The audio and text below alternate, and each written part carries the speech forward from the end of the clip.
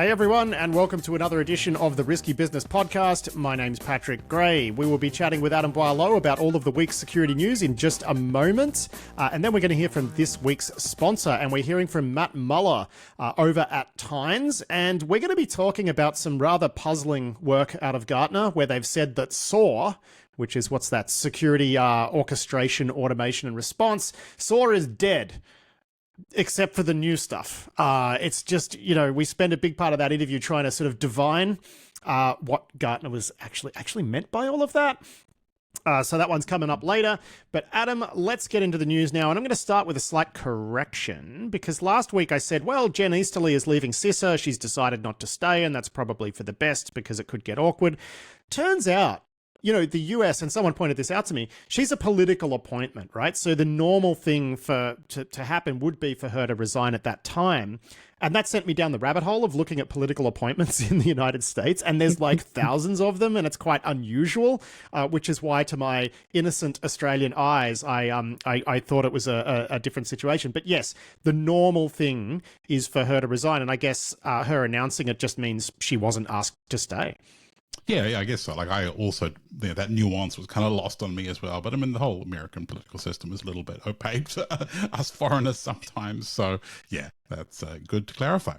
Yeah, I mean, even some of the people who are sort of appointed through political processes here, they will survive a transition in the government. I mean, I can think of, Mike Burgess, for example, who's run ASD and now ASIO. He has served both sides of politics, and that's not really a problem here. But I guess, America's just built a little different, isn't it?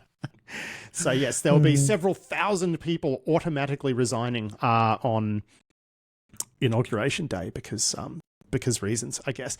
Anyway, let's move on to this week's fresh news, and we're going to start off with a ransomware attack. So this is my fault, because on last week's show I said, gee, it's been a while since we've seen a major sort of significant ransomware attack. And next minute, what do we have here? A major significant ransomware attack, which is affecting a company called Blue Yonder. And Blue Yonder does sort of supply chain management for grocery stores and whatnot, but they also have like HR management stuff, and it's all sort of as a service software. They've been absolutely wrecked. Bit thin on details, but it's clear they got absolutely wrecked. Walk us through what we know here. So it sounds like they have been wrecked. They had a whole bunch of stuff that they provide as a service. It appears to be all gone, and their statements on the subject basically are like, we're working on it. Things are bad, and there's really very, very little detail. We don't know, for example, which ransomware crew was involved. We don't know, like, what kind of money we're talking about. So not a lot of details. There's a little bit of kind of, rumors as to, like, how their technology works and those kinds of things. But either way, it seems bad. And it's one of those kind of big organizations that's important to so many places that you've just never really heard of. And they're multinational, provide services, all over the place. So, I mean, it's not clear even kind of what this means in terms of, supply of goods to the companies that use them, et cetera, et cetera. So other than it's probably bad, we don't know much. Yeah, I mean, I'm not expecting all of their customers to go out of business, but it is a hassle, right? So Starbucks has had to fall back to, manual processes for figuring out things like timesheets by the looks of things, because this HR software that they manage for their customers, that's what it does. So I think there's a lot of falling back to other processes. And I think in the context of grocery logistics, I mean, it's like what we saw in COVID, right? Like, some stuff you might not be able to get, but you're still going to be able to walk home with a bag full of groceries and cook dinner. But just, drama and a significant event. And look, if we do look at the update page from Blue Yonder, it's very vague. As part of our continued commitment to transparency with our valued customers and partners, we are providing a further update on the restoration of our managed services hosted environment. The Blue Yonder team is continuing to work around the clock together with our external cybersecurity firms to safely restore systems, resulting in steady progress. Blah, blah, blah, blah, blah. We'll continue to update. At this point in time, we do not have a timeline for restoration. That was on November 23rd. On November 24th, they say there are no additional updates to share at this time with regard to our restoration timeline following our post yesterday. So very transparent. very transparent. I mean, this feels to me like they're probably negotiating with the attackers because, look, if rumors to be believed, we had, Kevin Beaumont posting on Mastodon, no sourcing on this, just pure rumor. He was saying that the attackers got their disaster recovery and backups and, locked up all five of their, data center environments, which if that's the case, they're going to have to pay. I mean, if that is as reported, then they are in a tough place. As rumored, I would put it. Yes. Because, so many places have not really tested their resilience against malicious events, right? Those kinds of disaster systems where everything's online in some clouds, you've got multi-clouds, you've got cross data center replication, whatever it is, it's all online. And if you can make it not exist anymore, then starting from scratch is, what options do you have other than pay, So, yeah. Well, I mean, this is yet one more example of why I'm against a payments ban. Imagine you're them. Imagine that rumor is true. You've lost all of your backups, all of your DR, all of your data centers are just, encrypted soup, and you can't pay. What then? Yeah. I mean, I guess the other side to that, though, is if we say you can pay ransomware, if they do it really good, then that means that ransomware operators are incentivized to do it really well. So I think they're already incentivized to do that, though. You know what I mean? So I don't know that that's, much of a case. So let's see what the government response is to this as well. We don't have any information on which crew is behind this. And normally in these high profile incidents, you have some indication pretty quick because the crew will be all over a leak site putting pressure on the target to pay, right? So they're saying, we've got all of your data centers, we've got all of this, there's no way back. And, really trying to put the message out there to like investors or, this isn't a public company in this case. I think it's owned by Panasonic, but we haven't seen any of that. And I do find that interesting as well. Yeah. I mean, some of the leaks in the past when we've seen this have been because like the ransomware crews leak portals, you can kind of like look up. You don't necessarily need to know the names or whatever. There's no like secrets in the like web system for who the victims are. Like you can just kind of increment a number and see who victim number 437 is or whatever else and kind of get hints. So some of the more modern ransomware crews have engineered their systems to be a bit better. The chat systems or the whatever the support systems are not wide open like they used to be. People would be snooping on ransomware negotiations all the time back in the old days. So depending on the type of crew, but also, it could be that, the kind of pressure that we've seen applied to high profile ransomware groups makes them want to be a little more quiet about this process. So yeah, we don't know. Well, yeah, that's the thing. I mean, we don't know, but normally by this stage you'd have an indication. You think back to Colonial Pipeline, whatever. You just always have a bit of an idea. Anyway, moving on. We got a great story here from Andy Greenberg over at Wired, and he's written up a talk delivered by one of the team at Velexity at, I think it was CyberWalkOn. The reporting is a little breathless, I guess, because it says Russian spies jumped from one network to another via Wi-Fi in an unprecedented hack. So basically the story is here that APT28 managed, they had a target in mind in the United States. So they hacked their way onto a device next door and then used the Wi-Fi on that device to attack their true target through their Wi-Fi network. Now, that's cool. It's not something that you see often in public sort of incident reports, but it's not unprecedented and it's not necessarily a very new technique. But, you've done similar stuff to this in red team engagements. Yeah, exactly. I found some of this reporting just a little bit frustrating because, I have done this. I guess it's interesting to see APT28 doing it, but we have also seen them doing wireless proximity attacks, physically driving around or visiting areas near the target to do this kind of thing. And so it's not much of a stretch to do it from somebody else's machine. So yeah, either way, it's still interesting reporting, right? I'm not. Yeah, no, 100%. And again, to have figured this out in a incident response engagement is extremely cool. Right? It's very, very cool. But I would be very surprised if this is the first time this has happened. Now, look, let's talk about Salt Typhoon, because the more and more reporting we get on this, it just keeps getting more interesting. We've got a bunch of reports here. One's from Darina Antoniuk at the Record. We've got another pretty exhaustive one from the New York Times by David E. Sanger and Julian E. Barnes, Devlin Barrett and Adam Goldman. That's a byline for you. And we've indeed got some reporting also from the Washington Post by Alan Nakashima. And, it looks like our day one take on this might have been right, which is that what the Chinese were after is a list of people under surveillance by the FBI. But there's more to it than that. They did, it looks like, dip into listening to a few calls and like looking at a few text messages and stuff. But one thing that's really got the FBI spooked is that it might have given up sources, because the FBI, FBI people calling their sources from FBI phones, that is information that these attackers may have had access to. So that puts some of those people in a really dangerous situation. It also looks like, Microsoft had a hand in tipping the telcos off. I think their threat team somehow stumbled across some of this stuff, and that the breach involved going after networking equipment like routers and switches. So, just bypass that EDR instrumented Windows network and go straight for the ancient telco gear. And, in all of the coverage, there's a theme emerging, which is that these networks are just ancient and they're not properly secured. So I think this is the process of policymakers in the United States realizing that they've got a real problem here, because this is not going to be a quick fix. Yeah, absolutely. I mean, I have spent my fair share of time inside telco networks, both from a security reviewing point of view, but also as a, adversarially, as a red teamer or whatever.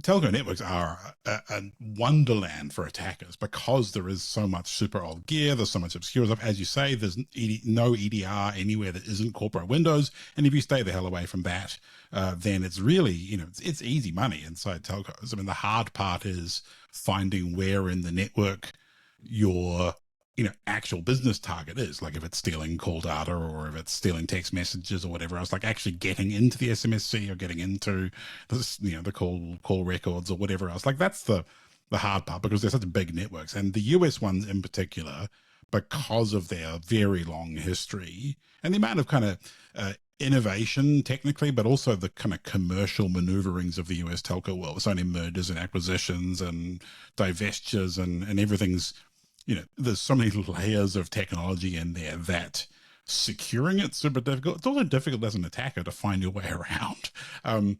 But I think the thing that strikes me about this, whole kind of set of stories is, so on Between Two Nerds, our other show that Tom Uran hosts with the Gruck, I think it's last week's episode, they were talking about telcos as being like cyber high ground. Like it's the preferred place for sophisticated attackers to go, because you have such great visibility of everyone using the telco, of all the customers of the telco, et cetera, et cetera.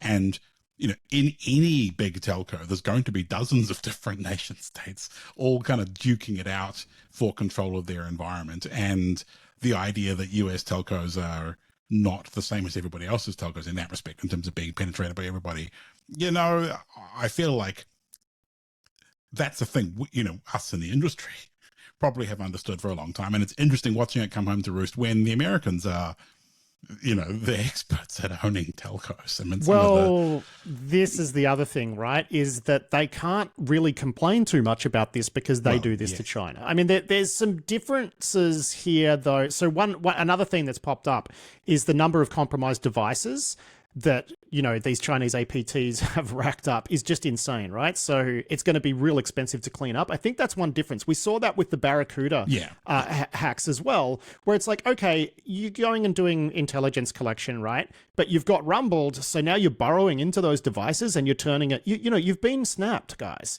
Like, why make it expensive to clean up? Why impose that cost on your collection targets? That just seems like a not very nice thing to do. And I think it's the same here. Whereas, Western operations against Chinese telcos, I don't think they're going in there and owning every single device on the network. One difference too, and this is pointed out in some of the coverage, is that a lot of these American telcos, America was quite ahead in developing its telcos, right? Which means that you know, a lot of this stuff was built right for its time, but its time was decades ago. And, you know, so it's not like some all singing, all dancing modern Huawei, you know, vibe. It's just, you know, ancient routers and switches everywhere. Yeah, and stuff bought from vendors that are, you know, 15 corporate maneuverings old, you know, been divested or sold or rebranded or whatever else. Like I love walking through telco data centers because you see so many old names. Like, oh, I haven't seen a Nortel in a long time, or a, you know, Ascend Max, or you know, all the stuff that from my, you know, youth working in ISPs and network environments. Like, yeah, you see all these throwbacks. So it's kind of like, it's like a vintage shop, you know, like going in and browsing through the shelves and seeing all the, you know, the cool vintage stuff. That's kind of what telco networks feel like to me. Yeah, so I don't know what the US is going to do about it, right? Because we haven't really seen a heap of success in bringing cybersecurity regulation to things like, you know, critical infrastructure, water, and whatever else is kind of pushed back. And obviously the incoming administration is kind of anti-big government and anti-regulation. But at the same time, this is super serious stuff. And telcos, you know, like if the government turns around and says to telcos, okay, you have to do all this extra work, you have to impose all these extra controls. And I mean, telcos have been doing security for a long time. They're not necessarily great at it, but like of industries that have had to take security seriously. You know, telcos are better equipped than average, and yet, but their entire thing was stopping people from making free phone calls. Well, you know, like that's what they optimized for, which is less relevant these days. So now they got to worry about, you know, state-backed actors trying to do this stuff, and you know, actors who are willing to spend the time and money to develop novel attacks into gear that doesn't really have great defenses. It's so good. It's so much fun. I love telco. Hey. So you're available for consulting on this one, I'm guessing? I mean, risky biz, we could branch out into a little telco shenanigans. Sure, why not? Yeah. Now, speaking of, there's actually a company there's a startup in the United States that's doing some interesting stuff around telco. It's called Cape, and I'd heard of it a few times. Like, it's starting to hit the headlines now. And the idea is they're selling like a privacy and security focused like Android phone, but they're also running the network. They're like a, you know, mobile virtual network operator or whatever. And the idea is they can secure people against SS7 style attacks and whatever. It just, you know, give their customers a connection to a network that is not one of these, right?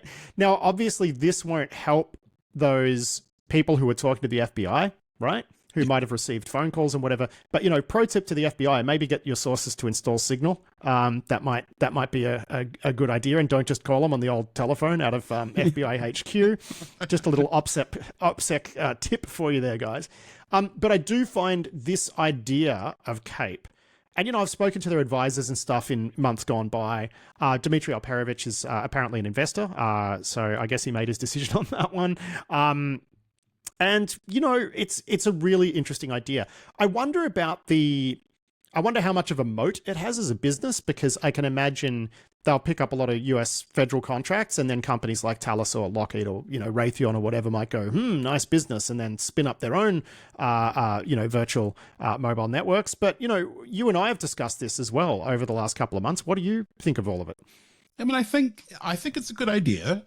There are a number of things in the telco world that are difficult to solve at the edge of the network, right? I mean, end-to-end messaging with Signal, whatever else, it buys you a lot, right, in terms of confidentiality.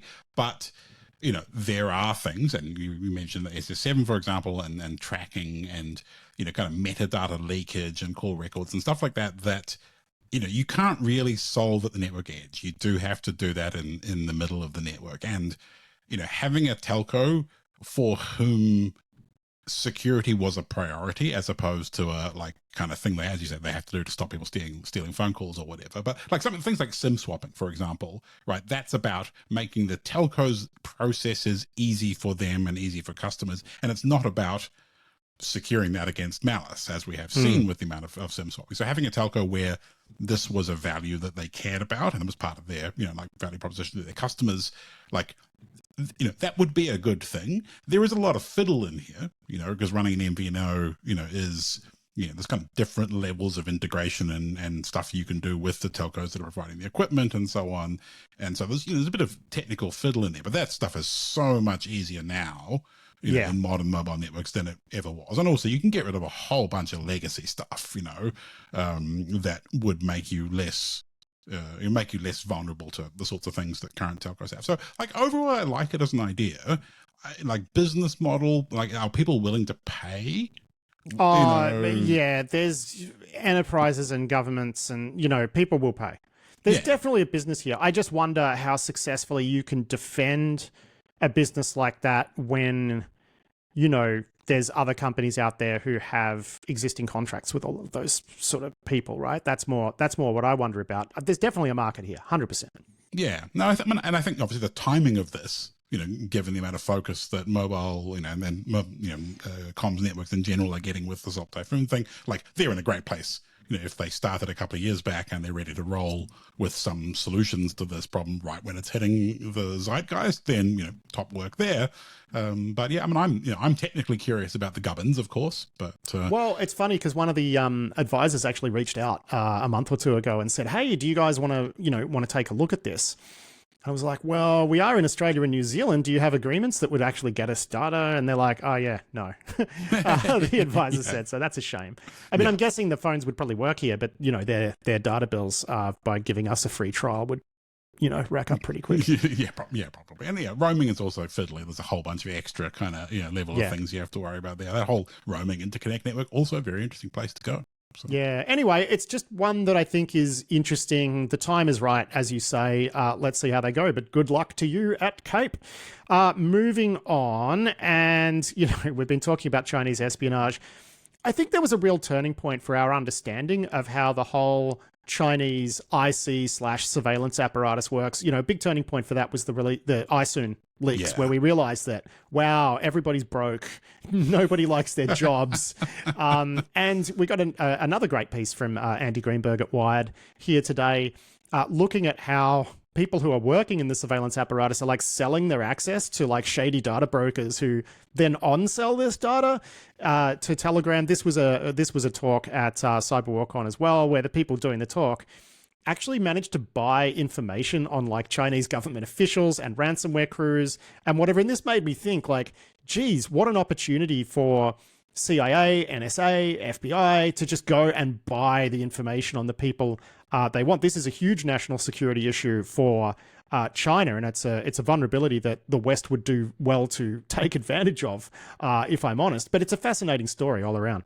Yeah, it really is. I'm looking forward to actually seeing, because the talk I think happened a few days ago at CyberWarCon, so I haven't seen videos or anything posted from yet. I'm certainly interested to see it because the previews, are always fun, but you want to see the actual thing from the researchers. I was kind of struck by, we've talked a bunch of times about the US data broking ecosystem where you can, buy all sorts of, sort of vaguely public data, but sort of aggregated and searchable and so on, and how that kind of provides a force multiplier. And then this is the same thing, but in the Chinese underground, where you've got all these underground sources, data breaches and leaks and public sources that are scraped, but that also combined with paying government employees to provide search access into their work systems. And, the iSoon leaks illustrated for us, and Andy's story also points out that, at some point, some of these people who are, work in these environments make really not very much money at all. And the sorts of money being offered by the people doing this data broking is, like a third of a year's salary a day kind of thing. It's pretty compelling. And I think absolutely that, economic disparity of the Chinese surveillance apparatus is a thing that the West could probably, as you say, take pretty good advantage of, because it's one of the, China has absolutely taken advantage of, these same kinds of things in the West. So, if we're going to compete. But this is deeper access. Like this is amazing, like more so than just data broking. Like this is actually helping yourself to these internal systems. And, you think about the amount of grief the FBI got for searching some of its stuff without entirely following all of its procedures, with the, what's the Pfizer 702 data set, for example. Like imagine just being able to, query pay really for very little money. $10 a query, Yeah, so and this was that by China, it says Chinese equivalent of that. Yeah, these researchers were from Spy Cloud. They did say, though, that some of the brokers, these underground brokers, like they wouldn't let you, get information on sensitive people, like, party officials and whatever. But you just ask the next one and they'd cough it up, right? So that's pretty interesting. Looks a little bit different on the US side. John Grieg has a report up for the record about a former Verizon employee who's just been sentenced to 4 years for sharing so-called cyber secrets with the Chinese government. So this was a 59-year-old IT worker living in Florida by the name of Ping Li. So I'm guessing he has some sort of connection to China just based off his name. But yeah, he's been supplying all sorts of information to the MSS, which is, you think 4 years, gee, you got off pretty light there, guy. Yeah, and this is an interesting story because, he'd been at Verizon, 20 years, I think it said, something like that. So quite a long time. And there's no word in the stories that I've seen so far about kind of what his motivations were, whether it was purely financial, whether it was family connections or history or, pressure from the Chinese government. We've seen, all those tactics used by China's intelligence services to, have their diaspora do things for them. But, it's a good reminder that these kind of insider threats, are not just about ransomware, not just about cybercrime. They are very much also a thing that you have to think about from an intelligence lens. One thing was interesting is that he got tasked with looking up information about these Chinese breaches of US telcos. So it kind of makes sense, I guess. They'd be interested to know what their adversary knows about their operations. So, good, helpful for them, I suppose, having an insider. Yep. Now we're going to talk about my favorite story of the week, which just proves Australia is built different. So, of course, Australia and New Zealand were all over the Anom thing, the investigation. I think here it was called Operation Ironside.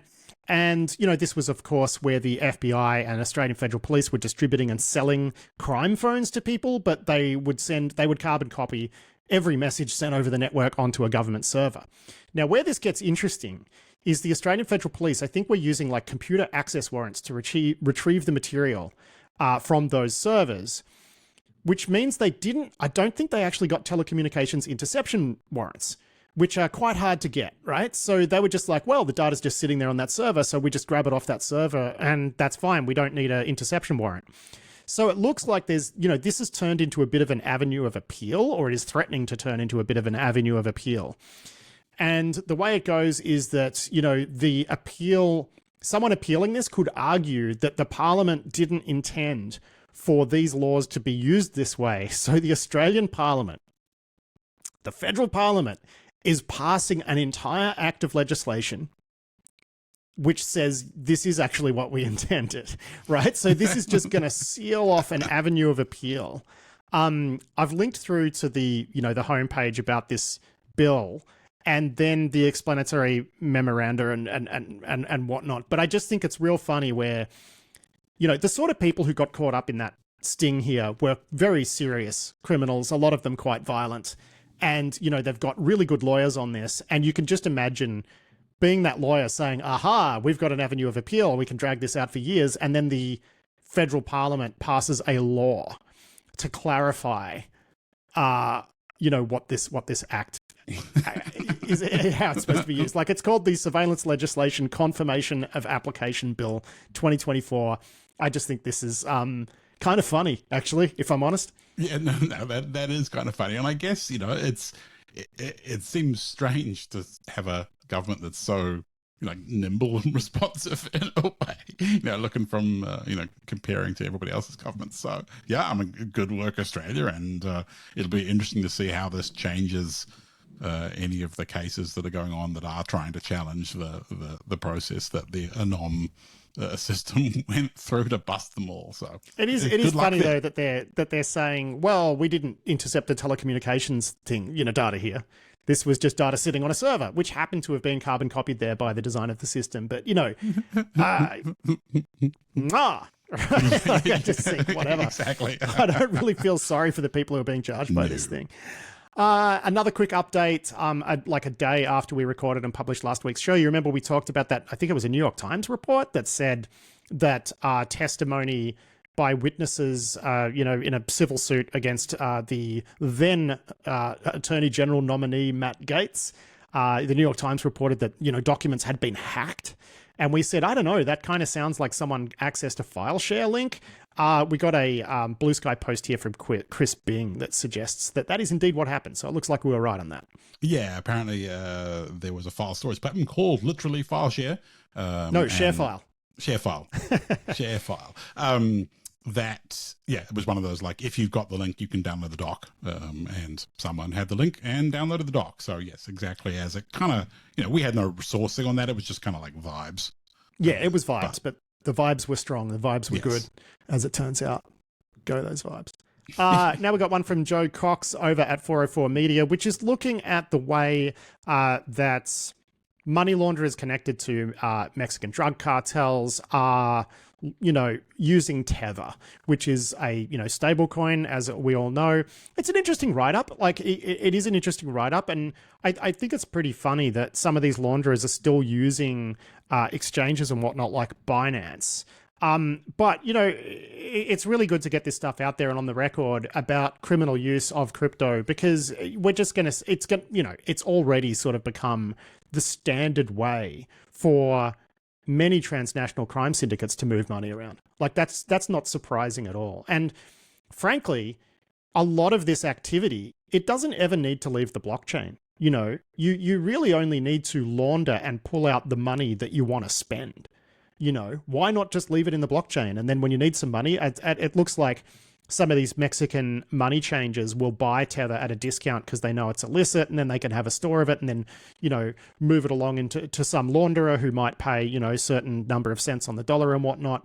So this is just a little snapshot of what it looks like. But, crypto has been used for, international payments in large-scale drug trafficking for a long time. Yeah, I mean, it's kind of the point of crypto, really. There isn't much else to do with crypto other than scam people, hodl it, or use it for crime, right? I mean, there's what other purpose does cryptocurrency really have?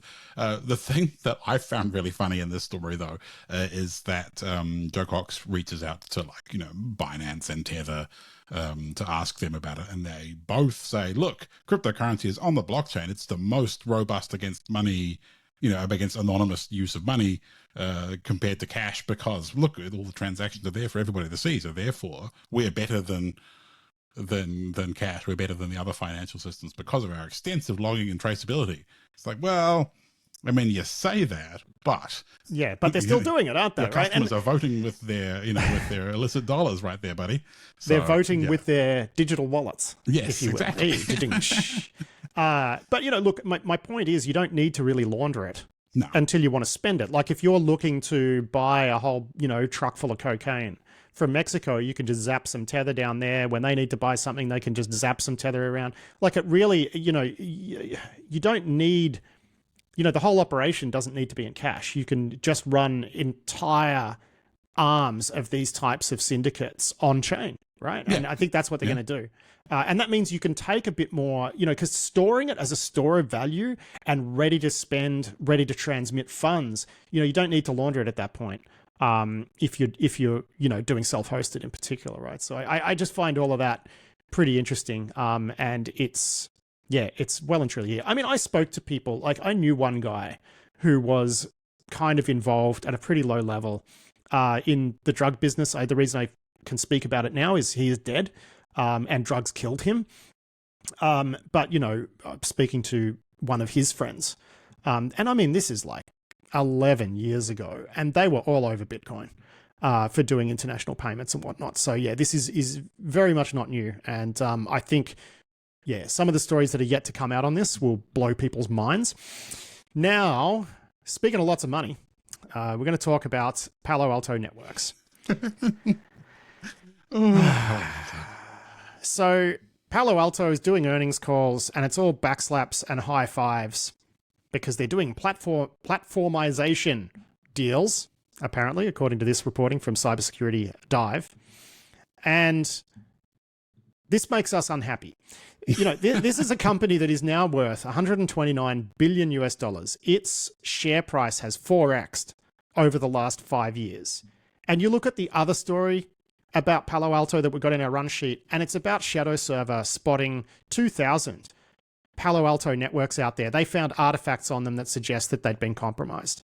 Yeah, this is the firewalls with the bug that we talked about last week, the auth bypass prevesc, like super dumb bug, and they're all owned, and they're all owned, and these guys are laughing all the way to the bank. When will the wicked be punished, Adam?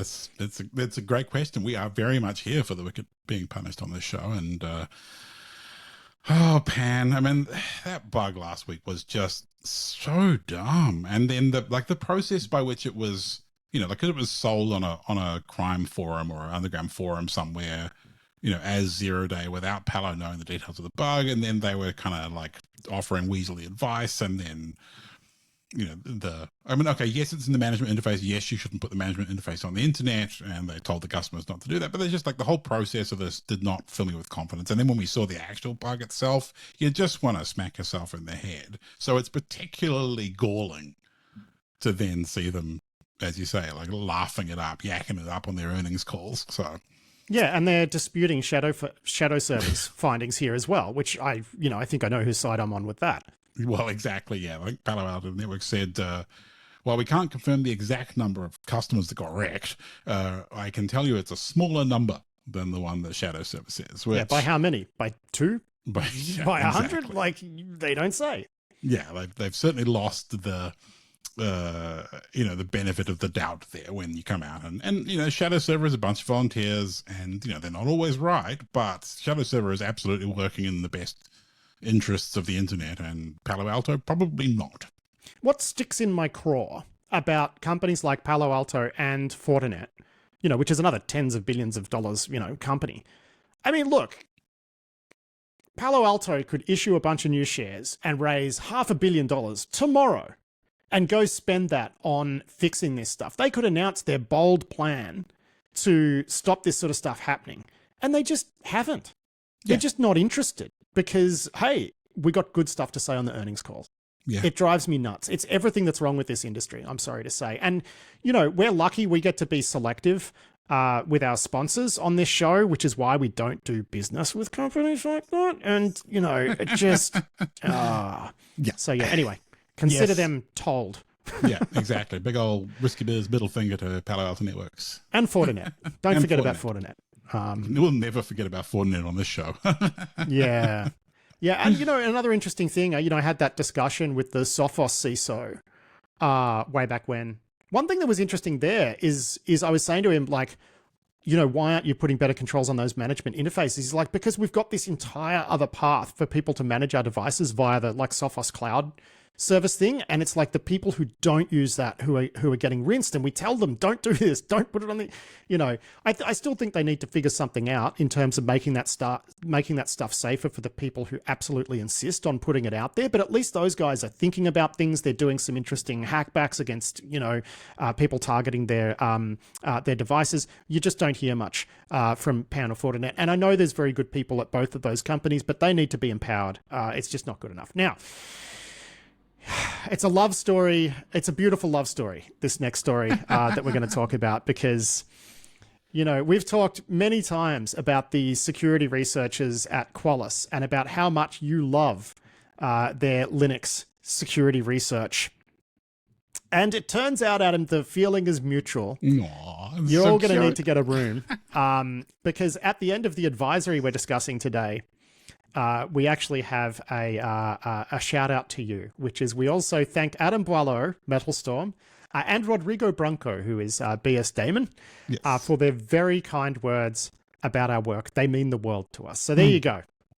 Aww. Well, I'm glad that that they have heard the nice things we've had to say, because no one seems to know who it is at Qualys that does this amazing old school, beautiful research. And I'm glad they are at least listening to us. So hats off to you as always. And this one is straight out of their regular playbook. This is a set of bugs in a service called Need Restart, which is a component of Linux systems, I think primarily Ubuntu maybe, that kind of figures out after you've installed some software upgrades which running processes could do with a restart to pick up those updates.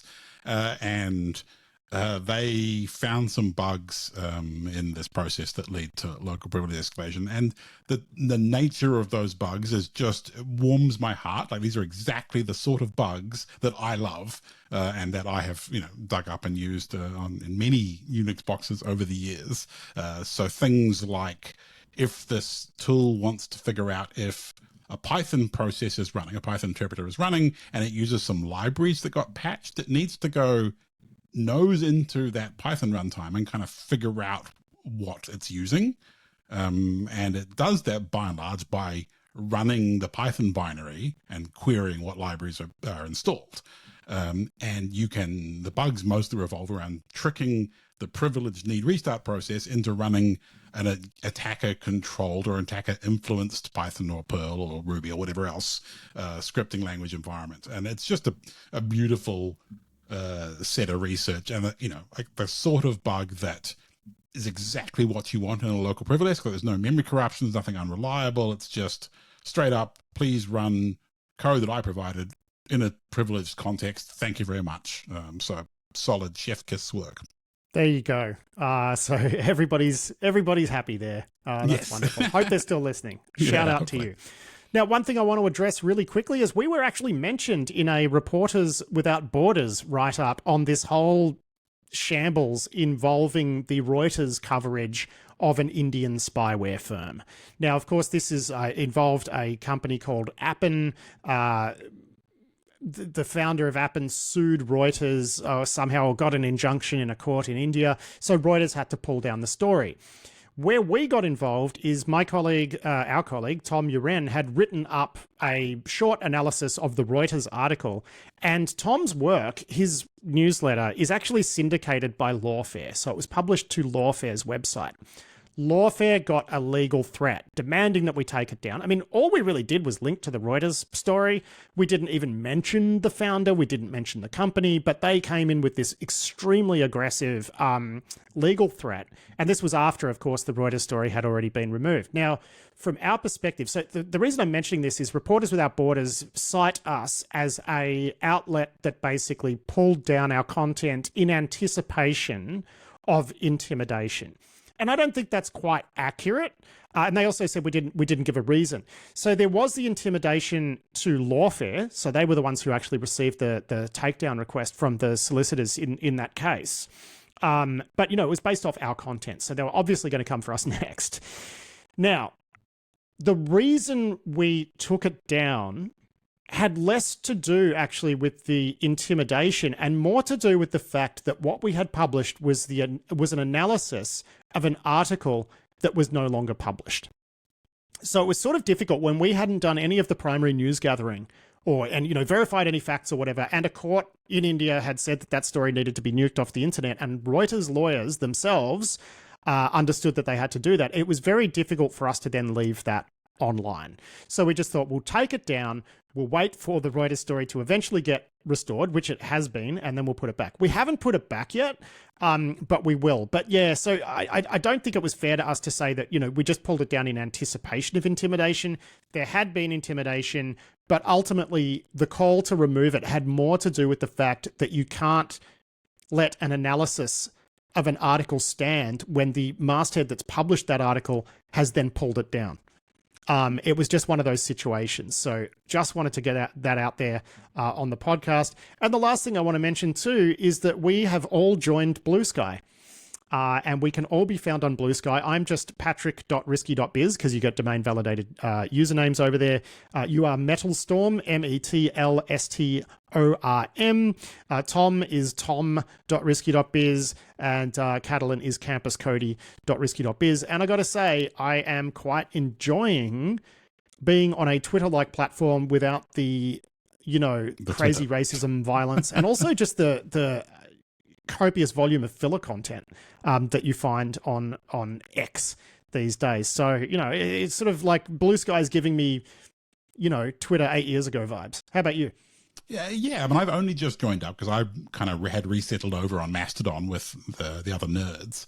But it is weird how much it feels like Twitter. And there are people who basically I haven't really been in social media contact with, since I moved over to Mastodon that are just there on Blue Sky doing exactly the same things that they were, kind of before Twitter fell apart as well. So it's weirdly familiar. Even the color scheme is weirdly familiar. So like I'm cautiously optimistic about it. Like it feels like old Twitter, and old Twitter had its moments, so. Yeah, it did. Yeah. It did. Everybody climb aboard. I didn't realize how reluctant I'd become to, posting on X. I mean, I still was every now and then, but I didn't enjoy it anymore. It feels dirty. Every time you go to there, you feel like you've got ick on you and you have to go have a shower afterwards. So yeah, I mean, I haven't posted on there in a couple of weeks, and it feels good, man. It feels good. I mean, I still fire it up, check to see, because there's still some stuff there that you're not going to get elsewhere. I might post the occasional post, linking to work that we've done or whatever. But apart from that, for the fun posting, I posted a Clippy meme the other day, a pretty dark one. That was cool. You saw that. You did. I did see your dank memes, Pat. Yes. Yeah. So I'm back into, I've rediscovered my love of posting. So see you all over there. But Adam, that is actually it for the week's news. Thank you so much for joining me as always. And I look forward to doing it all again next week. Yeah. Thanks so much, Pat. I will talk to you then. It is time for this week's sponsor interview now with Matt Muller over at Tynes. And, Tynes, of course, make a terrific automation platform. And they were puzzled somewhat by a statement from Gartner along the lines of SOAR, which is, security, orchestration, automation, and response. SOAR is dead. Which is a very odd thing to say, given that large language model technology is just breathing all sorts of new life into that category. So a big part of this interview is Matt and I trying to divine and analyze and kind of understand what on earth Gartner was talking about there and why they're wrong, basically. So here is Matt Muller from Tynes. Enjoy. Gartner said that SOAR is dead, which I think is a pretty spicy take for Gartner. And, this may be a weird thing to say for somebody who actually works at a next-gen security automation company, but I couldn't disagree more. I don't think SOAR is dead. No, I mean, I think it's a bizarre thing to say.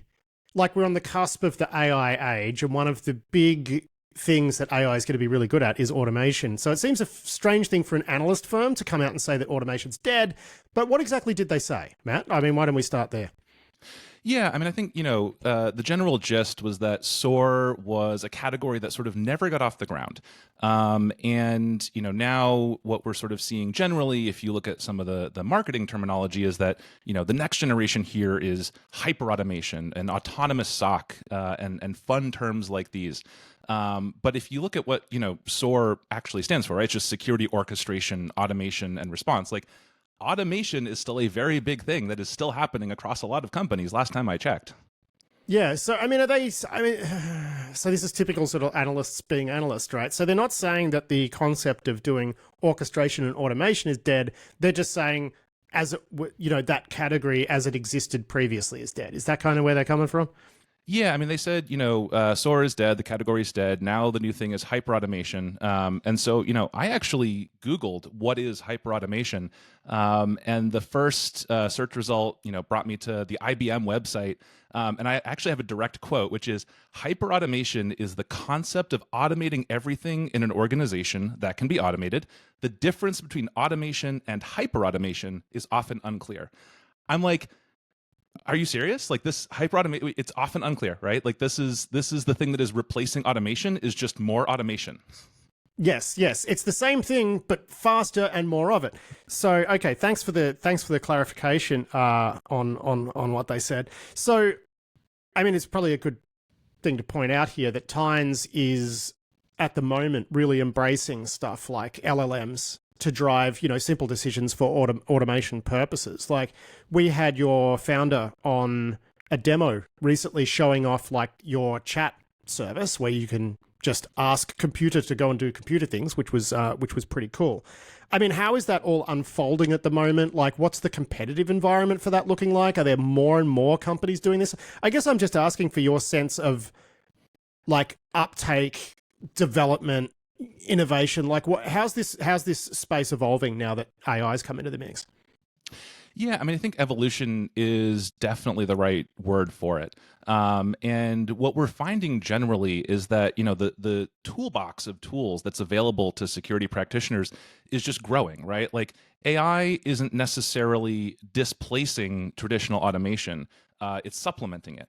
And when you start to see these combinations of human plus deterministic automation plus probabilistic AI, that can sort of act as a human analyst that never gets tired. Like now, all of a sudden, you start to see these really cool combinations of things that people can then go automate. So, there is a difference compared to what people may have perceived as like legacy SOAR. I don't disagree that the category is evolving, but I think, AI and LLMs and all these tools are just part of that natural evolution of automation. Yeah, I 100% agree, right? So I work with a company that does some automation stuff around detection, and they haven't tried to rebuild the detection stack, right? Because that would be pointless. What they're trying to do is instrument your existing detection stack and apply some, basic AI decision making to, fairly predictable sequences of events, right? Which is what you're mostly doing in the SOC. And I think, you're sort of saying the same thing, which is it's not about rebuilding security and IT tooling. It's about figuring out how to get some of that basic decision making involved so that people can do the stuff that people are good at. I mean, that's, that seems about right. Yeah. Yeah, absolutely. And I think, there's sort of an interesting analogy to just, the overall evolution of compute generally. Like despite my youthful good looks, I have actually racked and imaged a server, right? Like this is, in the bad old days when that was all you could do in order to, bring a website online. And then of course we saw virtualization and we saw the first generation of cloud platforms. And then we saw serverless. And if you saw a VP of engineering say, well, serverless is the hot new thing, we have to ditch EC2 is dead, right? The only thing left is Lambda. You'd have looked at them with a little bit of confusion, I think, because really strong engineering teams understand that there's a time and a place for each of these different pieces of tooling, and it's how you combine them that actually provides value, right? And so, from an automation perspective, being able to, have AI, maybe make a prediction for you, but then call a, deterministic workflow in response, right? That blend, I think, is very, very powerful. And, one that, if you just said, hey, only AI, right? I think you'd run into a little bit of disappointment. Now, there's two ways that I know you're using AI. So there's the chat service thing, which, as I mentioned, we demoed with Owen. But there's also, you've got like an automation action in your normal times automations, which is now LLM driven. So you could throw like a bit of data and a prompt at it and, take the response and do things with it. I guess one thing I'm curious about is that's actually been around for a while now. Where are people most applying that? And what are they asking you? Because I'd imagine there's some things they want to do that doesn't quite work, and they would be asking you, like, can you make some changes here so that we can get this thing to work? Like, where are people most clamoring for more automation, sort of AI-driven automation? Because I can't actually think of a better vendor to answer that question, to be honest, given that you just Swiss Army, automation company. Yeah, I mean, we are always just perpetually surprised and delighted by what our customers actually do with the tools that we build. I think one of the most common use cases that we see, particularly for AI within a workflow, is what we call our automatic transformation mode. If you've ever had to move data from one format into another, there can be a lot of painstaking, looking up the different data formats and all that sort of stuff. And so, when we say, hey, automatically transform this, right? Take this input, output a JSON blob that has maybe these three fields in it. And, by the way, the AI is not actually trying to do that in real time. The AI is generating Python.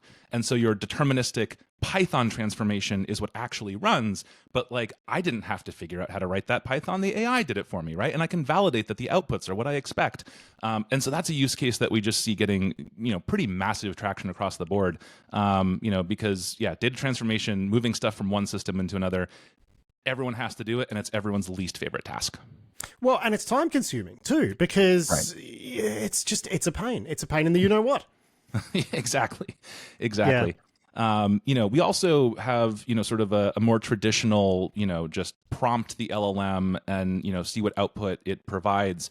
One of the use cases that I think it's been pretty applicable for is, around understanding the intent of, everything from I need help from the security team, and maybe you have that being routed to, one of 5 different parts of your security organization, right? And people can ask questions in very slightly different ways. The LLMs are really good at interpreting that nuance, and rules-based, click this drop down to get this exact help from the security team, not so useful. Processing and categorizing phishing emails, right? So like where it comes to, just this, hey, interpret this data for me and help route it to something based on your classification of it. Super prominent LLM use case for us. So when Gartner talks about the death of SOAR, what are they saying is actually dead here? Because, we've already established they're not saying that orchestration and automation are dead. Are they just saying that the existing solutions that don't use, LLMs and whatever, that's the thing that's dead?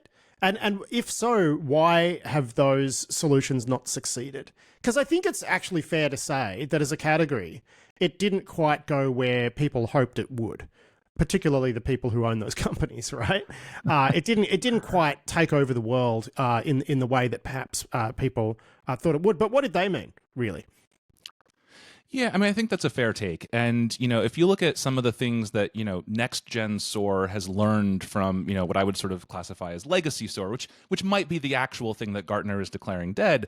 I think the number one thing that we've all learned is that people want to automate use cases that are far and beyond whatever you as a vendor can imagine. And so if your SOAR platform is, tightly coupled to a SIM or is only using like pre-built integrations, you're going to have a really hard time being successful automating with that. But that's okay. They usually come with an integrations builder that you only would need to study for 4 years to get it to do anything useful, right? Yeah. Just learn this scripting language. Or learn this scripting language. Yeah. Yeah. And I think the other mistake that they made was focusing only on the SOC. And like, don't get me wrong, the SOC team is probably one of the most overworked parts of any security organization, alert fatigue and analyst burnout and all those sorts of things. But one of the things that we've learned is that there's a huge appetite for automation beyond just the SOC team. And that the SOC team actually benefits when, say the IT organization is using the same platform as they are.